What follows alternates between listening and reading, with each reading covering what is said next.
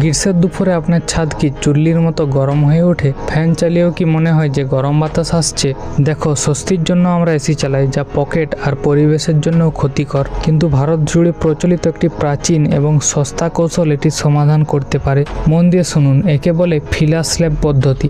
এতে ছাদের কংক্রিট ঢালার আগে তার ভেতরে সাধারণ মাটির পাত্র উল্টো করে বসিয়ে দেওয়া হয়। কাঠামোটি জমে গেলে এই পাত্রগুলো ছাদের ভেতরে ছোট ছোট বায়ু গহ্বর বা এয়ার পকেট তৈরি করে।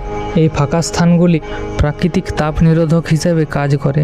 এতে ছাদে কংক্রিট কম লাগে, ফলে ছাদ তাপ শোষণও কম করে, আর কাদামাটি ও ভেতরের বাতাস বাইরের তাপকে ঘরে ঢুকতে বাধা দেয়। আর এর ফলাফল হয় কোনো এসি ছাড়াই ঘর 50% পর্যন্ত বেশি ঠান্ডা থাকে।